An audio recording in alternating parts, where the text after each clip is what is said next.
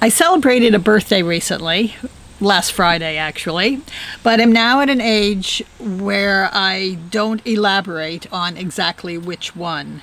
You see, I'm an advocate of the old saying, you're only as old as you feel or imagine yourself to be.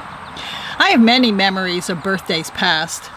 I remember in elementary school inviting all the girls in my class to a party, but had forgotten the new girl who had just moved in down the street, who was from Switzerland.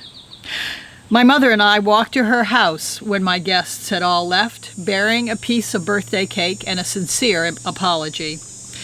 There was my 50th birthday. That was the one I thought my family had forgotten.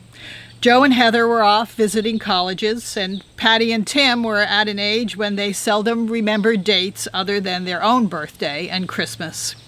However, as I cut through the woods at the far end of our backyard after my morning run, feeling rather sorry for myself, I must say, I saw a much wished-for park bench with a large bow on it by the small pond that I had once dug. It was a visible reminder that I had not been forgotten after all. On several birthdays, when we were vacationing in Canada as I was growing up, my dad took us to an old quarry after dinner and put on a fireworks show in my honor. When we arrived, we lit firecrackers carefully placed under rusty tin cans to maximize their pint-sized explosions. After dark, we sat on big rocks, and my father set off a variety of small mortars and Roman candles as we oohed and ahed in delight. And the raspberry pies we enjoyed some of those years? That was when I discovered that birthdays do not always have to be celebrated with an angel food cake slathered with buttercream frosting. A birthday is the one day of the year when we come hard up against the stark realization of just how old we are and just how much time has passed. For many people, it is on one of those birthdays that they admit to themselves, what? That they are old. And from that day forward, life changes for them, and a monochrome journey through the coming years begins. I prefer to approach my birthday as one day during the year that I can take stock of my life. It is a day to remember all that has happened in past years, dreams fulfilled or swapped out for new dreams, experiences that bring a smile that I would not trade for all the world, laughter, tears, children and grandchildren born, parents and grandparents passed away.